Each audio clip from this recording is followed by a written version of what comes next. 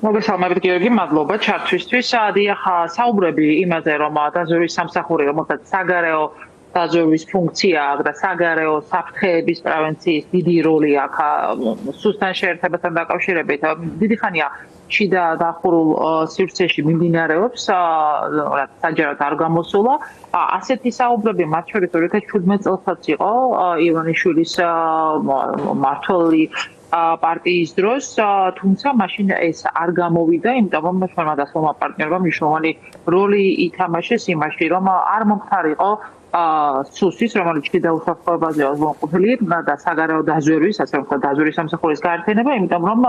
ეს იყო ქვეყნის ეროვნული უსაფრთხოების გაცხადებული ინტერესებისთვის მნიშვნელოვანი და ჩვენი დასავლელი პარტნიორები, რომლებიც ამ სფეროში აქტიურად თანამშრომლობდნენ საქართველოს ეროვნული უსაფრთხოების მხარდასაჭერად, მაშინ მათ დიდი როლი ჰქონდა, თუმცა ის რომ ირაკლი ბერაია, რომელსაც ჩააბარეს დაზვერვის სამსახური ივანიშვილის რეჟიმმა, უკვე არის სუსის პირველი მოადგილე, ჩვენ არ გაგვიგვია არაფერი, ვინ ასრულებს მოვალეობის შემსრულებლის როლს დაზვერვის სამსახურში, ყოველ შემთხვევაში ირაკლი კობახიძეს ეს არ უთქვამს. კიდევ უფრო აძლიერებს ამ ეჭვებს განსაკუთრებით მიზნის კუთხით. მიზანი, როდესაც კონცენტრაცია ხდება ერთი უწყების ხელში, ერთი კაცის ხელში, რაც დამატებით საფრთხეებს ქმნის საქართველოსთვის და მე მინდა, იმიტომ რომ მაინც რთული სფეროა, მარტივი მაგალითები მოგიყვანოთ, რატომ არის ეს საფრთხე და რატომ შეიძლება ეს გააკეთოს ივანიშვილის რეჟიმმა. პირველ რიგში დაზვერვის სამსახური ყოველთვის დამოუკიდებელი უწყება იყო, უმეტეს შემთხვევაში დამოუკიდებელი უწყება იყო, მათ შორის შევარდნაძის პერიოდიდან მოყოლებული და დაზვერვის სამსახური მნიშვნელოვან ფუნქციას ასრულებდა საქართველოს პოლიტიკური, სამხედრო, ეკონომიკური უსაფრთხოების ინტერესების დასაცავად და აი მაგალითისთვის რომ მოგიყვანო და ის ყოველთვის მუშაობდა ქვეყნის გარეთ. იმ დროად განწყობილი ქვეყნების მისამართით, რომელსაც საქართველოს ეროვნული უსაფრთხოების ინტერესებისთვის საფრთხე შექმნა შეეძლოთ. აი მაგალითისთვის ერთი მარტივი მაგალითი რომ გითხრათ, რუსეთი თქვენ იცით რომ აქტიურად მუშაობდა აღიარებისთვის ჩვენი ოკუპირებული ტერიტორიების ეგრეთ წოდებული დამოუკიდებლობის და იმ შემთხვევაში თუ ეს ინფორმაცია იქნებოდა მოპოვებული და მათ შორის ეს ინფორმაცია შესაძლებელია ჩვენი პარტნიორებს ფედერალ ყოფილიყო მიწოდებული ჩვენი სამსახურებისთვის, ამას შემდგომ მოყვებოდა პოლიტიკური მუშაობა იმისთვის, რომ აი ეს აღიარების პროცესი ჩაშლილი იყო ჩვენი დასავლელ პარტნიორებთან ერთად. თუ დღევანდელ რეალობას შევადარებთ ამ ყველაფერს, თქვენ იცით, რომ რეალურად არათუ არაღიარების პოლიტიკის კუთხით მუშაობა მიმდინარეობს, არამედ ივანიშვილის რეჟიმი აღარ კი იმჩნევს იმ პროცესს, რომელიც ოკუპირებულ რეგიონებში მიმდინარეობს ანექსიის კუთხით და მათ შორის ეგრეთ წოდებულ არჩევნებზე მათი პოზიციაც არც თუ ისეთ მაღალი იყო. აღიარების კონტექსტში უნდა ვისაუბროთ ასევე თეატრულუკიანის კომისიაზე, სადაც მსჯელობენ აგვისტოს ომთან დაკავშირებით. სადაც აგვისტოს ომთან დაკავშირებით. აი, საგარეო საფრთხეების კუთხით საქართველოს რა თქმა უნდა,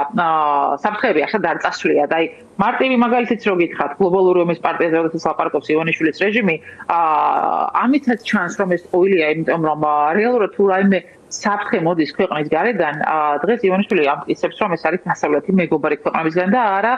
იმ ტრულად განწყობილი ქვეყნების მისამართი მხრიდან, რომლებიც ჩვენ იცით ვისაუბრეთ, ეს არის რუსეთი და მათ შორის ის ქვეყნები, რომლებიც არ აღიარებენ საქართველოს ტერიტორიულ მთლიანობას და ამ ვითარებაში იმ შემთხვევაში თუ კანონი შემოვიდა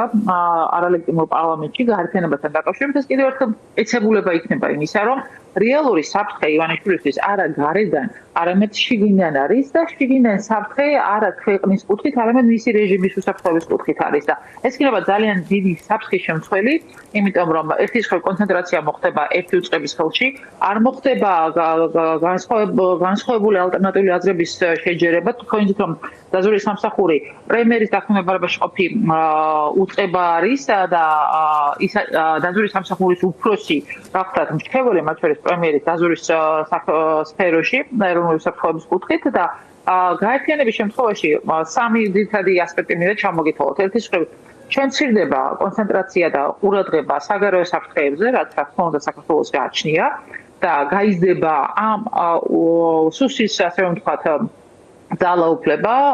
და მისი სპეციფიკა წავა შიდა საფრთხეებზე და ძირითადად პოლიტიკურ ოპონენტებზე. მეორე და ჩვენი დასავლელი პარტნიორები ისედაც ამ იზოლაციის კუთხით, რა თქმა უნდა, კიდევ უფრო ნაკლებად განახორციელებენ მუშაობას ამ სფეროში, რომელიც სასიცოცხლოდ მნიშვნელოვანი იყო საქართველოს ეროვნული უსაფრთხოებისთვის და მესამე ამას ძალიან ძიმე გავლენა ექნება გრძელვადიანი კუთხით ქვეყნის ეროვნული უსაფრთხოებისთვის, მაგრამ მთავარი დიდი პრობლემა რაც არის, ახლა ვინმე შეიძლება თქვას, რომ აი მე რა ეხლა რომ იყო დაზვერვის სამსახური და მე რაია რომ უძღვენობდა რა ხელი ხო? და ძალიან ლოგიკური კითხვაა, მაგრამ მნიშვნელოვანი არის ის, რომ როდესაც ჩვენ შევძლებდით პოლიტიკური ვითარების კონსტიტუციის დაბრუნებას, იქ არიან სანდო პროფესიონალები, რომლებიც ქვეყნის ეროვნულ უსაფრთხოებაზე მუშაობდნენ. მე არ ვსაუბრობ პოლიტიკური გავლენის ქვეშ მყოფ პირებზე, არამედ იმ პროფესიონალებზე, რომლებიც შევარდნადის დროიდან მოყოლებული მუშაობენ დაზვერვის სამსახურში და ასრულებენ იმ საქმეს, რაც საქართველოს ეროვნული უსაფრთხოებისთვის იყო საჭირო და მათ შორის ესეც დიდი საფრთხის შემცველია, ამიტომ ის რომ დაზვერვის უფროსის მოვალეობის შემსრულებელი ჩვენ არ ვიცით არსებობს თუ არა და არ ვქონთ ეს ირაკლი ყობახიძეს კიდევ უფრო აძლიერებს ამ ვარაუდს რომ შეიძლება მოხდეს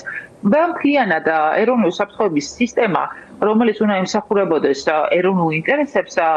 იშლება, იმიტომ რომ დღეს ეროვნული ინტერესები აღარ არსებობს და არსებობს ერთი კაცის ივანიშვილის ინტერესები და შესაბამისად კიდევ უფრო დაუცველები გავხდებით საგარეო საფრთხეების კუთხით და პრევენციული ღონისძიებები, რაც სასიცოცხლოდ მნიშვნელოვანი იყო და რის შესაძლებლობა საქართველოს ამ კუთხით ჰქონდა, კიდევ უფრო მოიკლებს ივანიშვილის ფულის და ძალაუფლებისთვის, ამიტომ ეს ტენდენცია კიდევ უფრო იკვეთება, მით უფრო მაშინ, როდესაც ეროვნული ინტერესები აღარ არსებობს, არსებობს ივანიშვილის ინტერესები და როდესაც ინსტიტუციები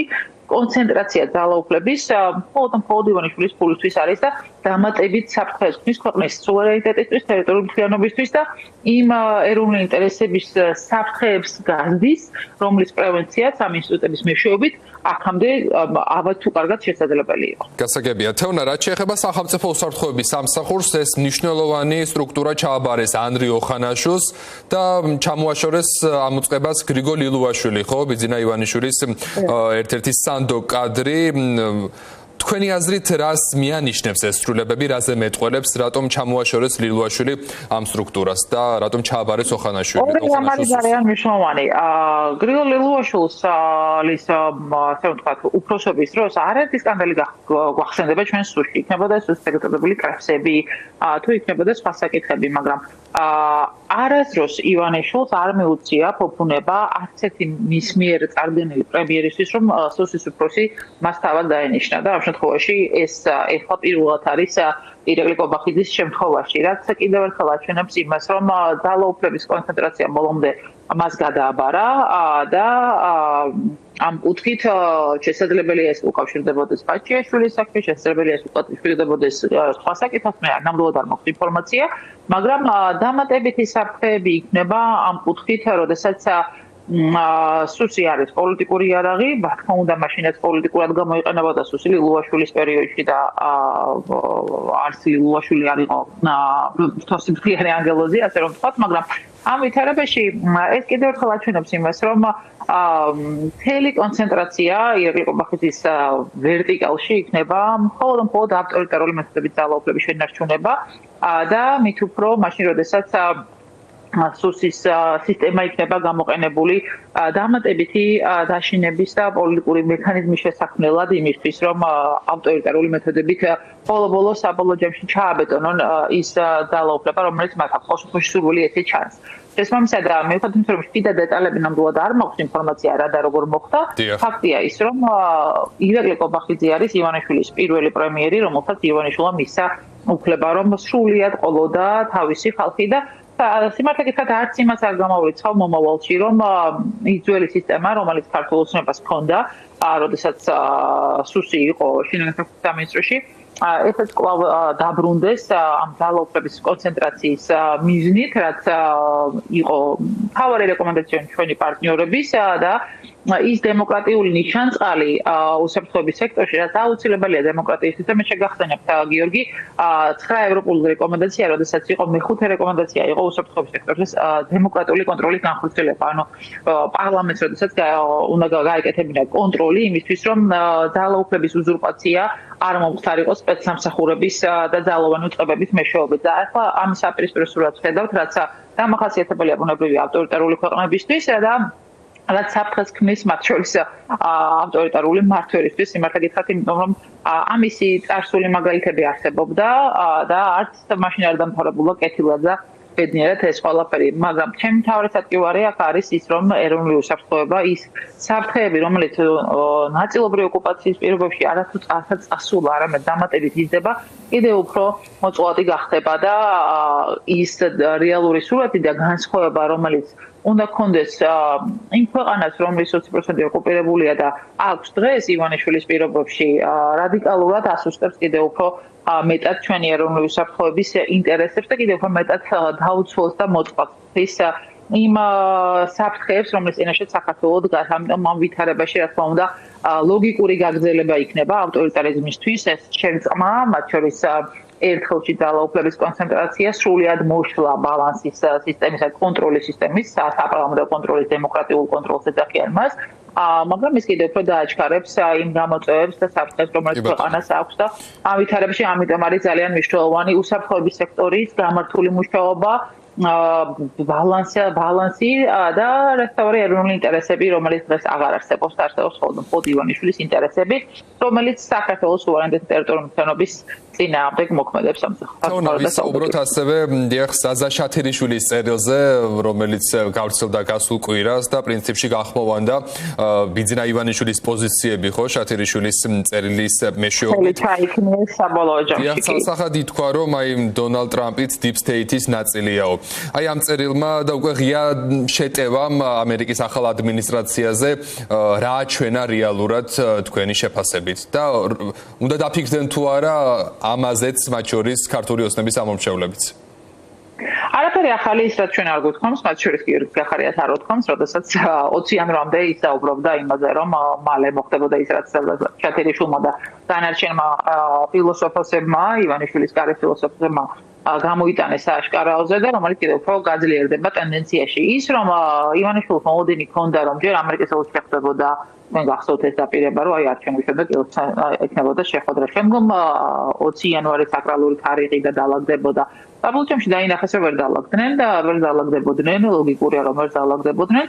და ამიტომ იწყებენ იმ ამოტრიალებული რეალობის ჩვენებას, რომელიც აქამდე განსხვავებულად იყო წარმოჩენილი გარკვეულ მოლოდინებს ასახავდა. განსაკუთრებული ხაზია დღეს უკვე დიდი ბრიტანეთი, თქვენ თუ აკვირდებით, მათ შორის შალვა პაპუაშვილი კვირა დღესაც ვერ ისვენებს და ცეცხლით ხაზს ბრიტანეთის მისამართით, იმიტომ რომ იცის რომ ძიმე დაკმაყოფილდება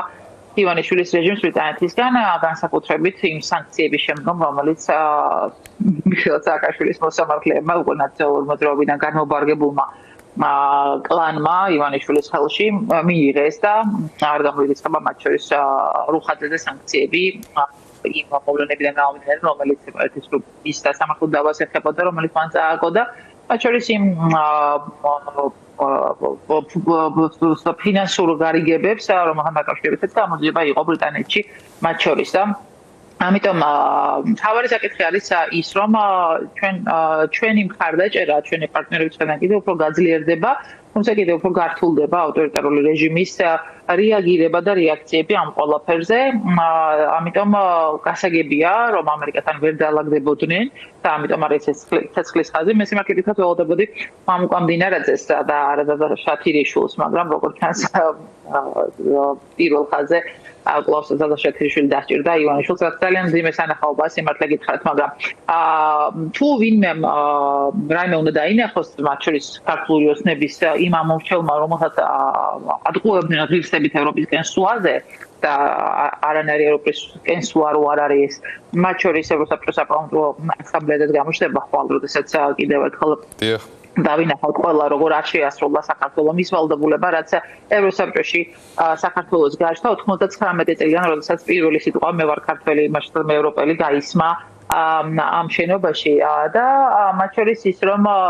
დაალაგების ერთ-ერთი რესურსი ივანიშვილის რეჟიმს აქვს კრემლთან, რომელიც დაშუქავს